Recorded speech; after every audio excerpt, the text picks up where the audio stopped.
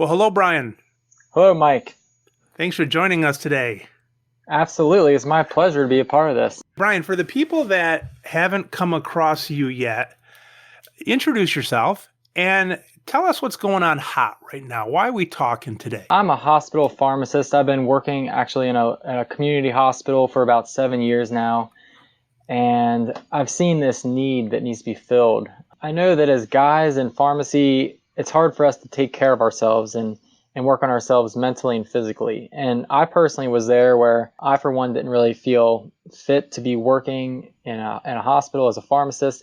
I know I needed to take better care of myself. So that's what I do. I have a program where I'm working with guys to help improve their physical and mental energy so they can focus on those relationships and their careers and their personal goals. Stop the press now, Brian, because out of the 50-some podcasts that I've done, someone is finally helping us guys out. You're a hero now. I've talked to so many people that are helping out all the damn women. And like women, I'm like, why are you helping the women? They've got 70% of the career. The jobs are nicely built around them with part-time and this and that. Now, all of the ladies that are listening now are saying, yes, Mike, but we don't have representation in the leadership and that. So I understand. But it is good to find someone that's sticking up for us guys. Well, I'll tell you, Mike, it's not the easiest because us guys, we don't really like to listen. We don't really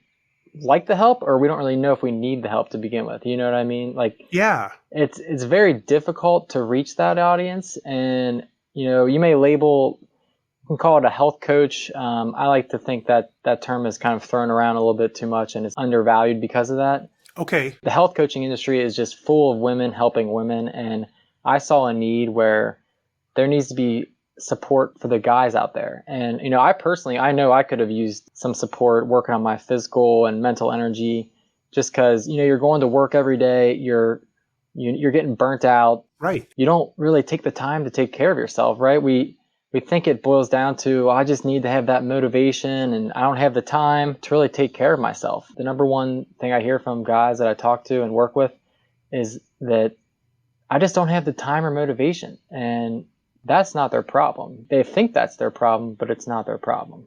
You say that the coaches, that term is thrown around loosely. What do you mean by that? There are so many people out there trying to become a health coach or working on starting their business. And I, for one, believe pharmacists are positioned to be the ideal health coach. Yeah, right. That can really bridge that gap between conventional medicine and holistic care for patients. And that's a whole nother conversation. I believe it's undervalued because of the number of people that have gone into this industry thinking that they can just help everyone out. And I think they go in with good intentions. I just don't know if they are as trained.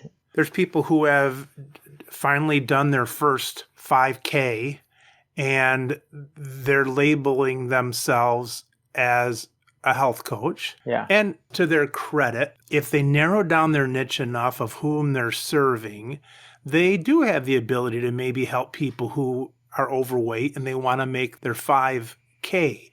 But the problem is that coach is thrown in with the same coach like you, who's got 7 years of college and experience and this and that and pharmacy and healthcare and those kind of things. So it's probably like everybody can use the term coach, but when it's quickly seen on a screen or a business card or something, people maybe don't go into the depth of, well, yeah, but what kind of coach am I really looking for? Yeah, absolutely. And the thing is, people don't buy health coaching. It's not something that I'm going to go out there and searching and I know I need a health coach, right? It's just not something we think of. Mm-hmm. We see problems, we hear stories and we resonate with those stories. And that's how you really get to know your clients and actually gain clients, is by helping them resonate with you through your story, and recognizing that they have a problem that you went through and you could probably help them out with. They buy solutions. Were you a fatty? Yeah, I actually was. And I weighed about 210 pounds. How tall are you? 5'10". We'll call it 5'10". I'm a little five, probably like 5'9.5". Yeah, my wife doesn't let me say I'm 6 feet. I'm like 5'11 and a half, but I always say I'm 6 feet. She's like, no, you're 5'11. And it's like, what? You should be the one saying I'm like 6'1". Why is she bringing me down to 5'11"? I don't get it. I know, right? But now I probably truly am 5'11". So 5'10", 210. 210. Yeah. That's pretty hefty. It's hefty. I don't know if I'd say I was, obese as much as, that term is thrown around a lot too, but I definitely was overweight. I felt overweight. I did not feel my best, and I did not look my best. How far are you out of pharmacy school? I'm several years out of pharmacy school. It all happened during pharmacy school, to be honest. The stress of school itself and throwing in the parties, and just, we did have a good time, and they always fattened us up with pizza. I don't know why. Every single meeting had free greasy pizza, and not the thin crust kind either. I'm talking like the thick crust that's going to throw you into a food coma, right? Oh, the big breaded kind. Yeah, they get that pizza in there. It's cheap, and they figure students like it, and it fills you up. And yeah, but it made me fall asleep in my afternoon classes. It did. And that's if I was there. I mean, a lot of times I would skip classes. Because you're sleeping. Yeah. Is there a national brand restaurant that puts in whole wheat crust on their pizza? Oh, I don't know about that. They always throw in that high glycemic stuff that, you're sleeping a half hour later. Yeah. And that took me a while to realize, put that combination together. That's one thing. We don't really learn a lot about nutrition in school. So no, we don't. I wasn't really aware of the effects and why I was so tired all the time. Right. Aside from the fact I was living off chicken fries and ketchup. So yeah, multiple reasons why I put on a decent amount of weight in school. Stress being the ultimate. Lack of nutrition knowledge was definitely up there. Okay, so you put that on at school, and then what was your first job after pharmacy school? My first job was working at a smaller hospital, and I was thrown into night shifts. I was just taking whatever shifts they would give me, and right, obviously throws your sleep schedule off, and I just wasn't handling it all well. I was tired all the time, and always hungry. So that didn't really help either. Then you got to come home and reward yourself after the shift. Yeah. And then I had all this money I didn't know what to do with. So I was going out to eat more, and I was going, out drinking more with friends. I'm like, I got all this time. I was only 24 at the time. And, right. I even tell people, they asked me if I did a residency, and I said, no, that was actually before residencies became almost mandatory for hospital jobs. I told them I don't feel like I was mature enough to even do a residency at the time. And that was just me. I was just living life. I was really enjoying it, and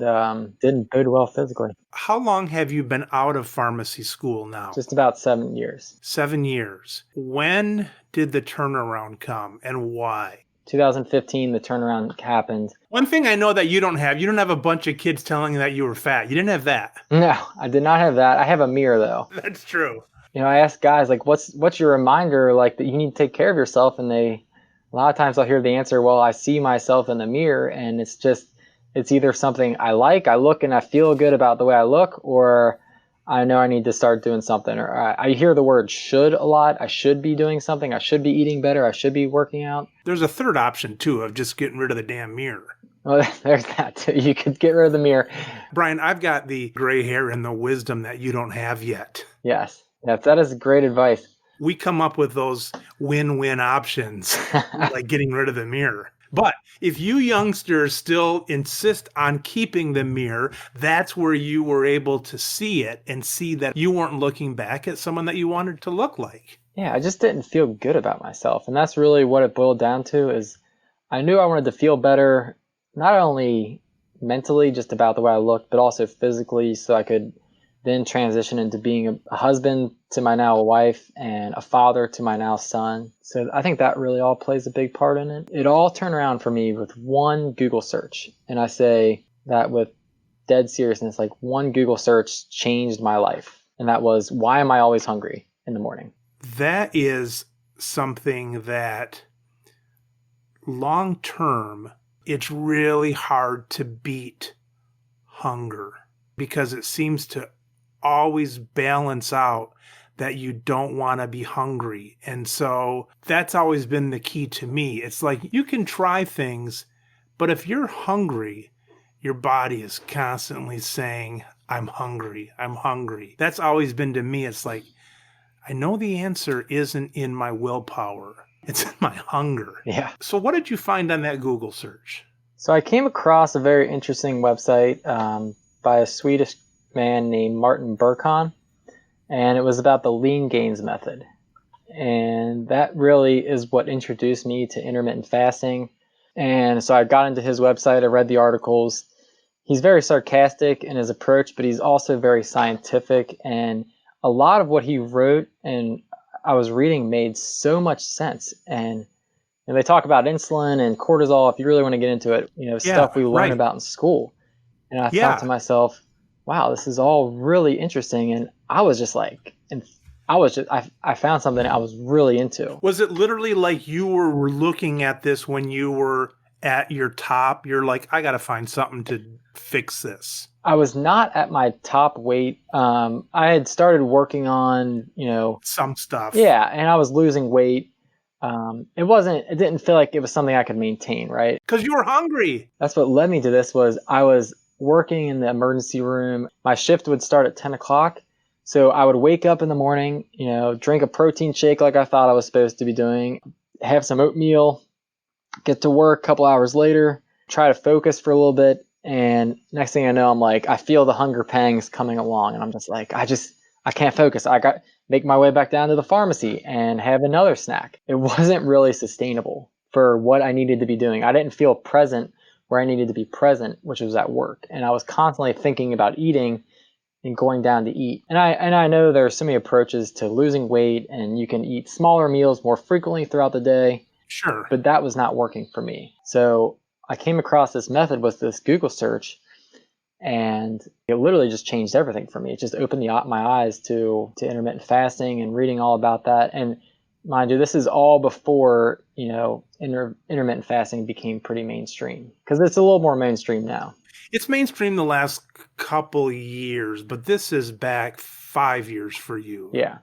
Right? Yeah. 5 years ago for me, I tried it out. I thought this all makes sense scientifically. This guy makes a really good argument, and let's give it a shot. So I did it, and 2 weeks later, I took before and after pictures, and I thought this is incredible. I did not change what I was eating. I only changed the window of time in which I ate it, and that was it. And I saw a noticeable difference. So I know there's 12-12 and 16-8 and 24. Where did you start and where did you end up? I started at 8 and 16. So I would eat within roughly about 1 to 9 p.m. And I love the flexibility of it too. Once you got into it, a couple weeks in, you could just forego it on an occasion when socially you felt like you wanted to. For me, I was still young at the time, so that mainly on the weekends when I didn't really need to focus at work, I would forget about the fasting. The irony came when I found that it benefited my life so many other ways, more than just physically, that it was something I wanted to do.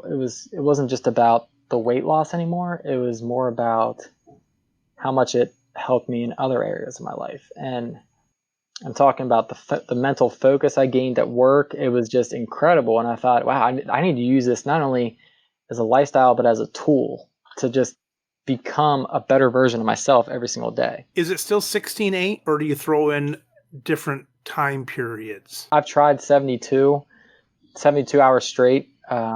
Just for the experience to be able to write about it. And it was not easy. The hardest part was smelling dinner upstairs and trying to be out in the basement. For those listening, what we're talking with 16-8 is 16 hours of not eating, 8 hours of eating.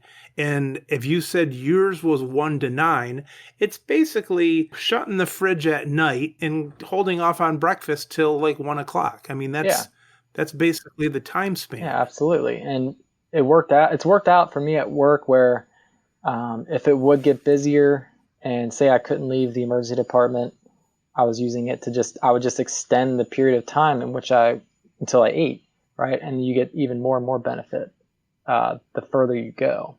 So, like I said, it became a tool for me to perform better at my job because In the past, if I would get past 2 hours without eating, I would get this hunger and I would lose concentration and I'd be like, Yeah. I'm not focusing on the task at hand. Yeah.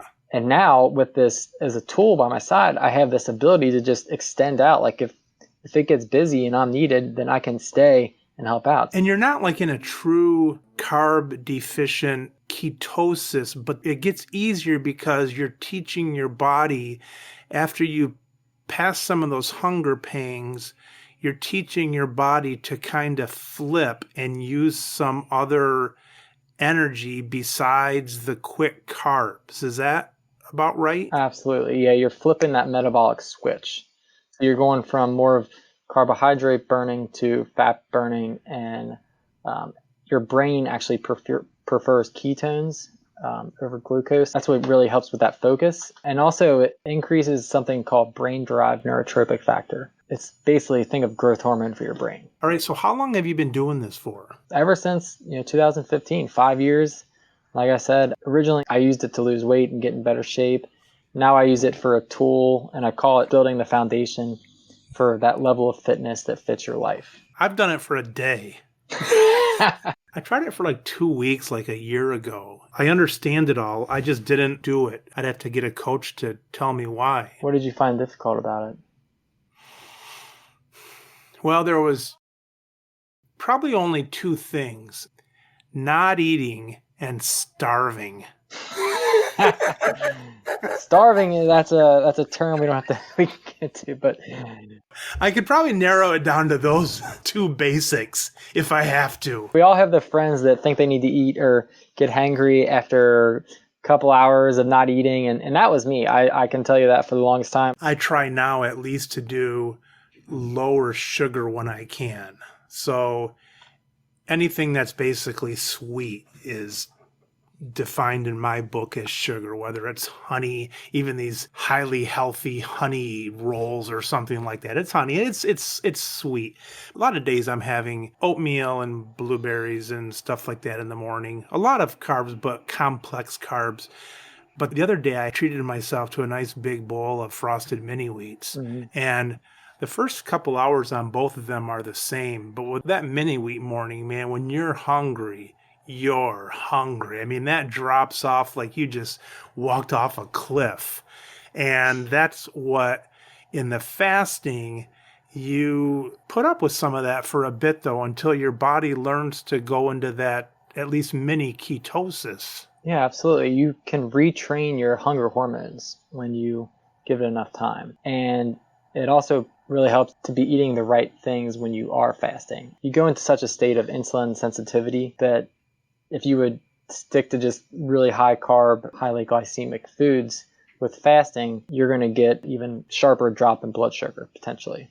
So you're saying, Brian, that during your 9 hours of eating, when you say you don't have to think about it, you're still trying to put in some good, sensible food. It's not time to eat cotton candy for 9 straight hours. Would that be fair? That would be a fair statement, yes. It helps to focus on adding in whole foods and protein-rich foods that help fill you up. They fill you up, and you're just not thinking about food so much because you're not crashing all the time. Yeah. It took me a while to put that together. I would have been a better student had I known about fasting because, for one, I probably wouldn't have been so tired all the time during classes.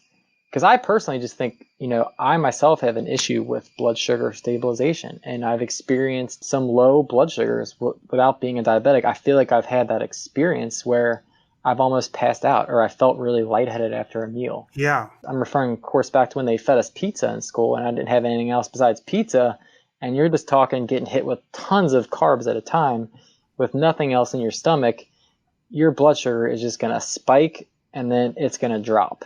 Right. So Our body perceives hunger not only as the rate at which it changes, but the amount at which it changes too. So like our blood sugar goes from like 300 to 100. Yeah, it could happen over a couple hours, or if it happens like that, then your brain's going to be like danger, danger, danger. Even though you're in a safe zone, you're still going to feel that hunger. You're going to still feel that food coma. And you're going to feel it, and you're going to probably eat whatever walks in front of you, Yeah.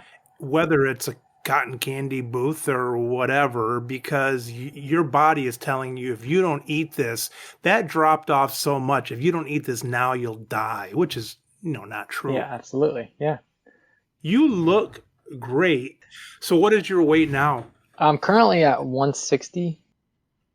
160 from 210. So a solid 50 pounds. How does that feel? Is that enough for you? Oh, absolutely. I'm not trying to lose any more weight. And now I'm coming up with strategies to try to put on a little bit more weight. You don't have all the secrets. I could tell you how to do that. The Business of Pharmacy podcast. Here's what I want to talk about. I touched on it earlier in the show, and you've chosen a rather narrow category of men who are making that transition between school and work and then maybe into fatherhood and so on. But typically that's going to be about a 7 to 10 year window. And pharmacists are an interesting bunch where I, as an independent pharmacy owner, somebody may say to me, where is your niche? Who is your focus? And it seems with pharmacists that I've always just said, well, I don't know, it's kind of hard. Our focus is anybody who's 0 to 100, who, male or female, any income level, who's sick, and basically that covers everybody who could be your customer. And as time goes on, you narrow stuff down. You do the Pareto principle of where's 80% of your profit coming from, and the 20% of the customers, well, these are going to be customers who are in this district and maybe need delivery and maybe have so many meds and things like that. But it's still it's still a fairly large target.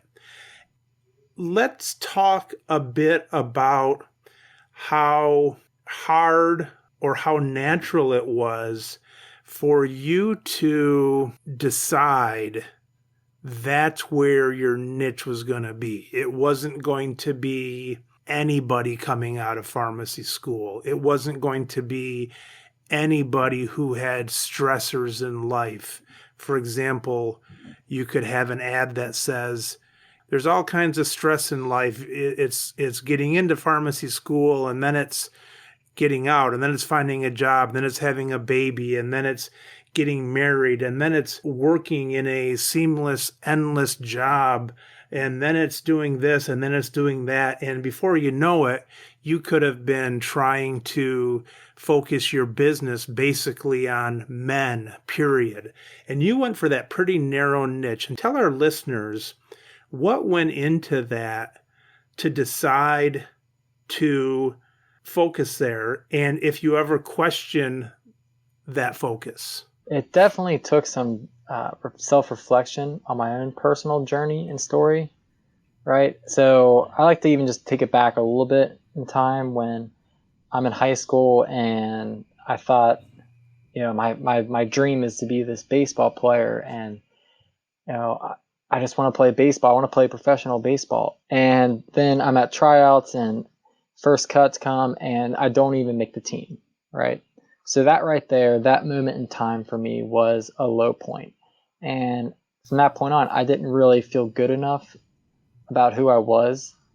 And so that played, that really had a huge impact on my life, which it took some time for me to realize. And this whole business venture has helped me realize it. And that's freshman year of high school. Yeah, freshman year of high school. And it's taken me this long to realize that how much of an impact that had on my life. It's amazing, isn't it? Yeah. People always talk about the great value of sports, and I'm like, what did I learn but to ride the bench here and do this there? I mean, I think my sports was terrible for me. That definitely has some values, but for me, it really made me question my own personal worth and self-worth. And then, you go through high school and you're supposed to come out knowing exactly what you want to do with life. And for me, I only chose pharmacy because both my parents are pharmacists, and I look to them and I'm like, oh, well, they don't hate their lives. They seem to be doing pretty well. let's go into pharmacy because I don't really know what I'm passionate about. And obviously I'm not meant to be a baseball player. That's really set the stage for the rest of my career and going through school and helping me narrow down to that niche was reflecting on my own story.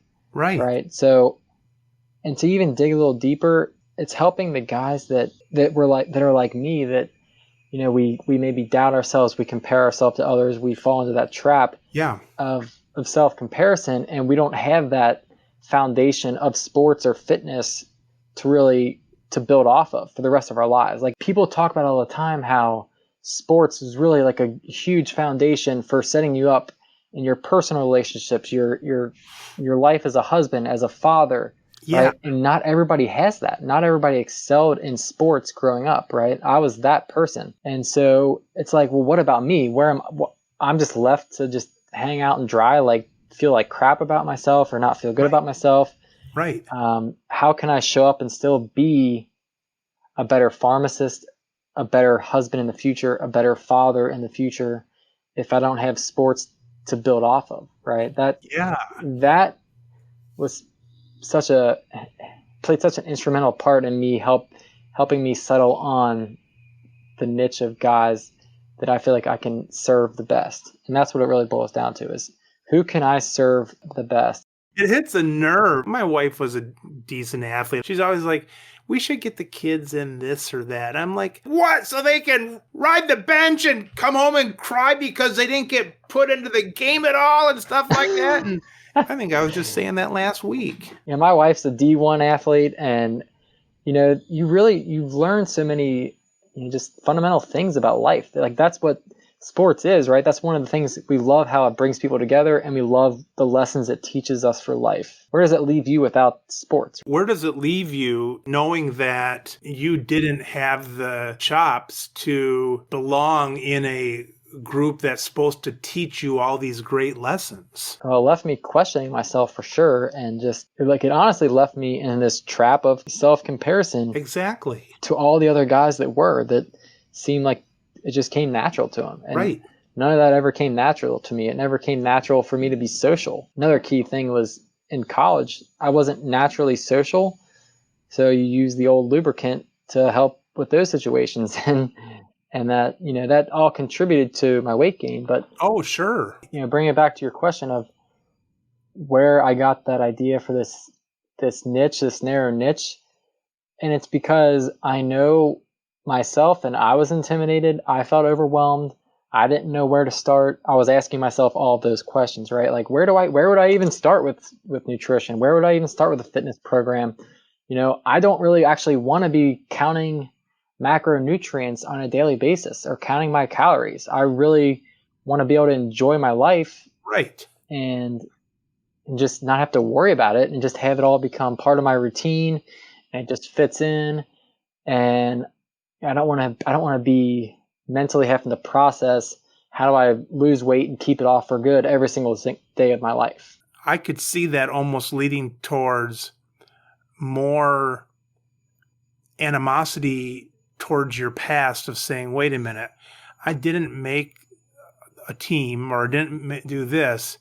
And now every day I'm trying to make up for that with macro logs and, exercising to death and all this kind of stuff. And so the fact that you were able and you're able to teach others that this is not a punishment, this is a gift. You just bring up a huge point that I like to make is that when we talk about all of these things we should be doing and finding the motivation, we turn shoulds into chores. Like I should be eating right. I should be exercising. If you're doing it out of this sense that you should, you're turning it into a chore. And I don't know about you, but I hate chores, right? Sure. Whereas if you flip it a little bit and you look intrinsically as to why it benefits you and how it can change your life and improve it on a daily basis, physically and mentally, it turns it into a gift you can give yourself each day. And that's what I like to teach people. And that's what I help them realize through my program. We do one-on-ones where we just work through the stages of, what does fitness mean to you? What have you tried in the past? Like, why Do you feel like you have no motivation or you have no time? And just working through defining all of that for that person, that individual. And what we get to is, heightening that sense of awareness. You don't really need a motivation if you have awareness about why you're doing it. Do you feel a need to focus this online to a particular audience, or is it more general and then people come across you, see your name, maybe word of mouth or mention it to somebody else and so on? I've not run any advertisements. I really operate more under word of mouth at this point in time, and just working with past people in my network and guys that have come to me and just said, "Hey, I hear about what you're doing, and let's work together. I have some weight I want to lose." Initially we always start with the surface level. It starts with weight they want to lose that they don't feel like that they have the motivation or time to work towards. And now that I've gotten some word of mouth, I'm ramping up my online presence, and I feel like I do better in person and in-person networking events, and obviously that's on hold right now. So that's been a challenge because I did have some presentations lined up, some of those where I'm going to go and give a talk to guys and helping them solve that problem of getting more mentally and physically fit. It's just something I've become so passionate about, and it's filled that void that pharmacy couldn't for me, where I always liked pharmacy. I was good at it. I'm good at it still. But I was never truly passionate about pharmacy. Even coming out of school, I questioned my desire to be a pharmacist. So that's what gave me that itch. It was that for me, that I didn't even feel the desire to be a pharmacist. I knew there was something more I could do, and I didn't exactly know what it was at the time, but with a lot of work and introspection, it is definitely come to light now. So, are you still working full time in the pharmacy, and anything that you're doing now with this is going to be kind of extra income and so on? Between part-time, full-time, I'm about 30 hours a week, so that does free up time outside of my job to be focusing on this. Is that 30 hours because of what you've already have built with your business, or it just happens to be the 30-hour schedule, which then ends up giving you time to focus on the business? It just happens to be the 30 hours, and I could pick up more hours if I desired, but it's not like I've seen such a huge influx of money that I don't have to work at the hospital anymore. It's worked out where, my loans are paid off now. We have relatively low monthly budget. Yeah. And it allows me that time to do this. Noticeably, I'm happier. Without finding that thing you're passionate about, you can get easily burned out if you're not feeling fulfilled. Absolutely. Where would you like to be with this in 3 years? The question would be, if you were able to do this full time, would you not be back in the hospital? Would you be doing something with this, whether it's speaking or web stuff or whatever? Would that be a goal, or not necessarily? I don't think necessarily, because there are really aspects of my job that I enjoy. And it's about being that advocate for patients in the emergency department and in our outpatient wellness center, that I feel called to be an advocate there as well for those people. And, I wasn't fulfilled at that job for the longest time because I had this burning desire to do something outside of it. But now that I have that as well, it's actually helped me get more out of my current job too, and work with more purpose there than I had intended, rather than feeling like I regret it because it's blocking me from doing something I love. I have the best of both worlds, where I'm doing something I love, and now I'm doing something I love too, like where I have two things I'm doing I love. Do you bring any of your holistic / nutrition, et cetera, into your current job, or are you just saying you're finding fulfillment with general pharmacy things? Oh, I absolutely do. And I have had some incredible conversations with people in the emergency department, where I've just had some really in-depth, incredible conversations in the emergency department and our outpatient wellness center. And I go against the grain, as you would say. I know I've helped people more because of that, because of my holistic approach. And that definitely has helped me get more out of that job, is taking what I've learned now, doing my own thing into my current role. Do you feel the hospital knows about that and that's encouragement, or are you like, hey bud, let me tell you about this thing, and then you don't want anybody to hear you? I will not mention anything about that. You're not going to incriminate yourself? No, I mean, I don't think I ever step out of line with what I'm telling people. Yeah. I don't think I've ever felt that. Now, maybe in our diabetes clinic, I haven't gone by the book, literally. What I am going to do is ask them questions and genuinely listen to their Yeah. problems. And that has had a huge impact. I think that is the one lesson I have learned, that, if we could all just listen a little bit more. Yeah. That's all people really need. And that's the one lesson I've taken into my current job, is stop trying to regurgitate all my information onto these people and counseling them. Well, eat this, eat that. All they really want you to do is listen to them, and then they'll work out their own problems. I've been doing that at the pharmacy lately. I've been working a lot more hours there because we had a lot of staff changes. And what I've been trying to do is I don't answer the phone very much because I'm the boss and I don't have to. Years ago, my dad always tried to set a good example. I don't even have the phone ring at my spot because it's like, I'm past that. But with that said, love them or hate them, I'm taking the path that Rush Limbaugh does on his show. Some of these shows, like, let's say Dave Ramsey, who has a financial show, he'll he pushes people right along on the phone call. Like, let's go and let's get these questions in and out. Rush, on the other hand, he's got a 3-hour show, and I don't know, he might talk to 2 people, but the people he talks to, he's like laid back and listening to them. People might differ on that, but he's taking a lot of time with like 2 calls rather than trying to fit in 20. So I found some joy in that in my later years, of just having that longer conversation with people. Plus, the longer I'm talking to one person, they can't give you any more work to do. It's not like they say, well, I've got a longer list, let me read you more of my list. You still have the 1 or 2 things you might want to do off a phone call. You put another 20 minutes on there, that's just free time. Yeah.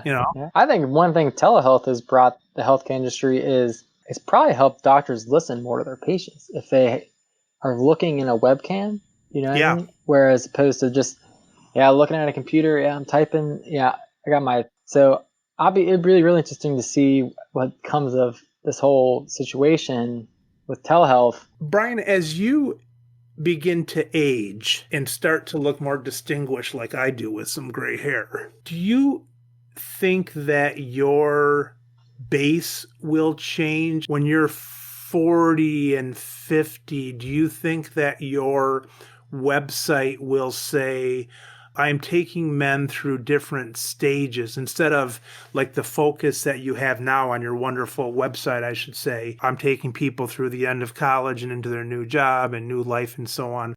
Will that keep going up as you keep aging? I'd like to think I will always be there for men at different transitions of their life and help support them through that physically, mentally. Like I said, so they feel fit for that role. Right now it's focused on where you've lived. It is focused more on that 20 to 27-year-old time slot or whatever. I do know I have this goal of going back and speaking with high school students about self-worth and, helping them feel better about themselves. And if they don't feel like they have that passion, that thing they're passionate about, if they don't excel in sports, know that there's still something out there for them that they can do. And they don't have to compare themselves to others, because that's where I felt like I struggled the most, was in high school. So I know that I would like to help create programs for those kids, for those boys at that age. And I also like to think I would like to help, empty nesters and help them transition into that role where they're outside of the role of becoming a parent. And it seems like a lot of empty nest couples, they then struggle with that identity, right, as a married couple. And I've seen marriages break apart because of that. Yeah. And I think it would be really cool to help, guys become that supportive role to their wives and, help them flip that switch from becoming a married couple to another couple. That'll probably widen then as you go along. I basically like to think of it as taking lessons I've learned and And that's where my program comes from. The whole thing is derived from lessons I've learned in my life, and then help teaching that to other guys and helping them go through that, and getting out of it what they can. If you could go back in time to that freshman in high school, would you say, I wish I would have made the team? Or do you say now, this is God's direction and I can do this now and I can teach this and I can teach that? Do you ever go back and say, I just wish I made the damn team? I wish I could go back and just tell them it was going to be all right at that point in time. Yeah, that 13-year-old self, just tell them, hey, it's all right. Don't worry about it. Don't, because, I was told, this is crazy to even think about, but I was told from a young age in grade school that, I was going to be a really good high school player and I was going to be, and playing college most likely. And I was so talented. So to hear that from this outside input and then not have that happen was very tough. But I would like to go back and tell that version of myself, Right. even if you don't make the team, it's okay. Your life is going to be still great. Yeah. And Mike, I'd like to ask you, going back to yourself, as a new pharmacist graduate, taking over, or sounds like working at I know you work at took over for your father's store. Yeah, right. And how do you think you would have benefited from a service like this? Or how do you think that would have positioned you to be at the time? Yeah. I had some of what you had growing up with sports teams. My brothers were swimmers and I never swam as well as they did. And you're talking a second or something off a race, but I never quite did that.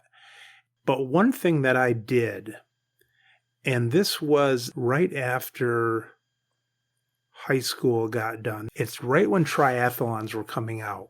There was the Olympic distance, which was 0.9 mile swim, 25-mile bike, and a 6-mile run.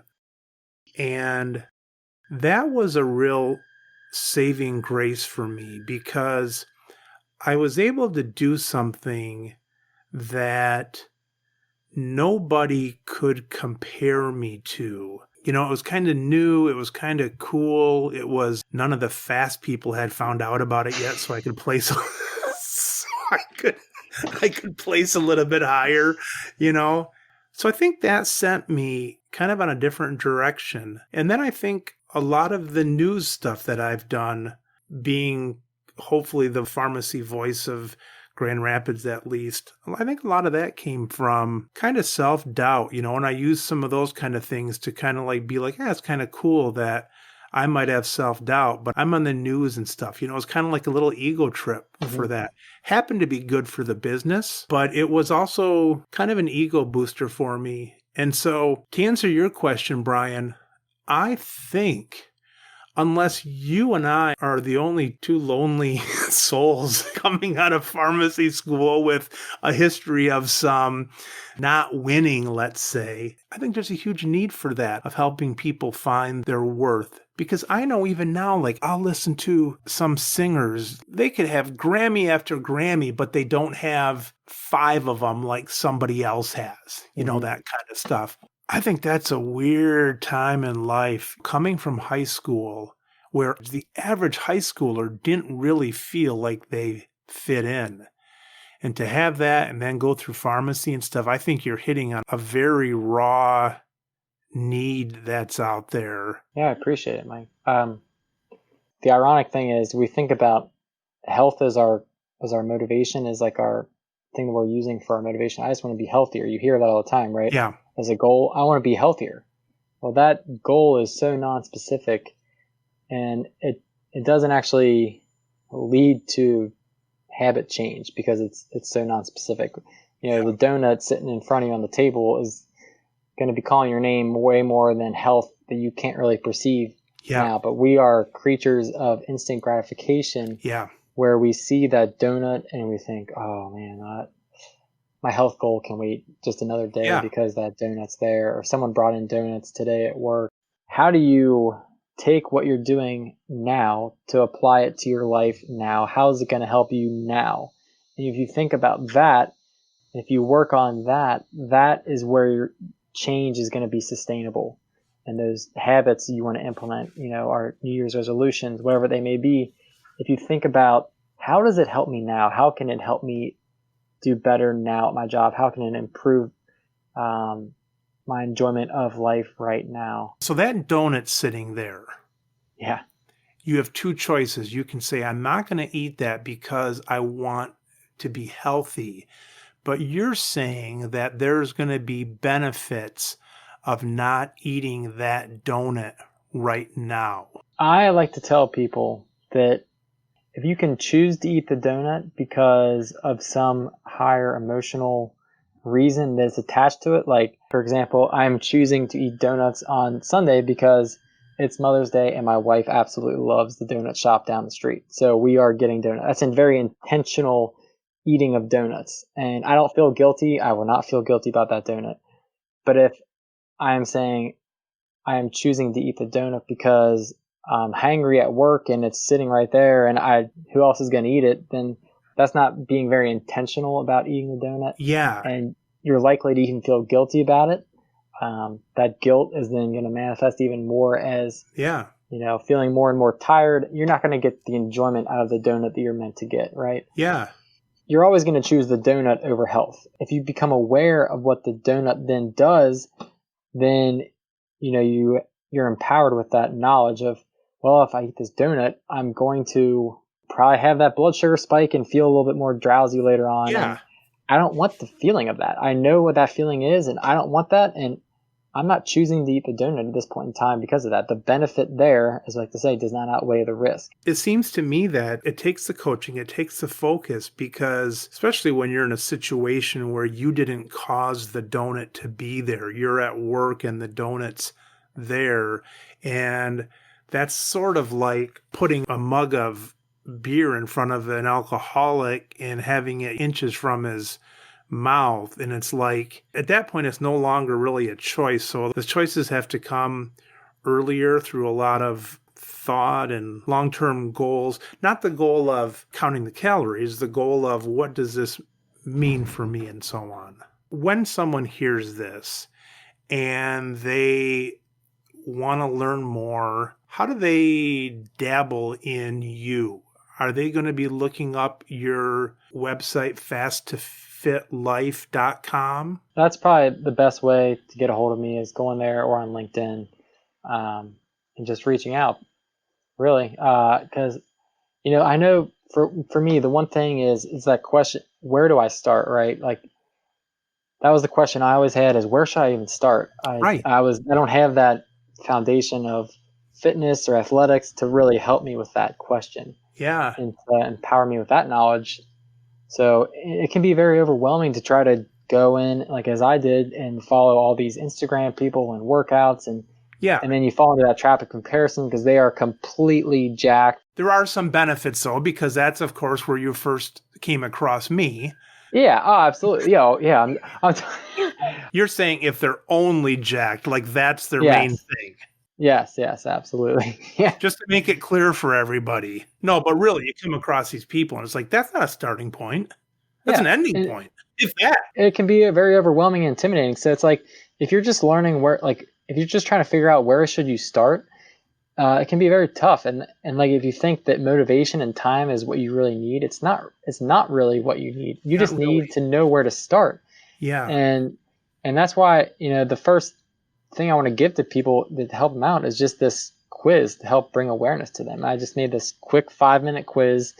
It applies pretty well to pharmacy and your career and how are you handling taking care of yourself with the two of those things combined. Is that on your website or are they doing that verbally with you? No, it's on my website. Yeah, if you sign up for the list, you can go check out any of my blogs. And I actually wrote a blog post about how to avoid the donut at work.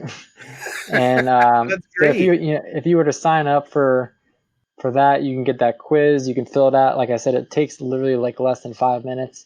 You'll go through. You'll get it like sense of awareness of where you're at, and it gives you a score, and it tells you which area of your life you really should focus on the most to Yeah. help improving your mental, physical energy, and Yeah.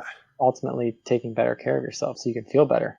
Hey, Brian, really cool finding out about that niche, about how near and dear to your heart that is. The stuff that you focused on there with that goal of your soul really is cool. And I think that anybody who's going to be successful, but also very happy with that success, that sounds like a good combination to try to find that niche by something that's near and dear to your heart. So really cool stuff. Yeah, it's been fun, Mike. Thanks for talking with me and having this conversation. I really have enjoyed it. We'll be following. If you come across me on Instagram, just do a little shout out. I have time between some of my sets to.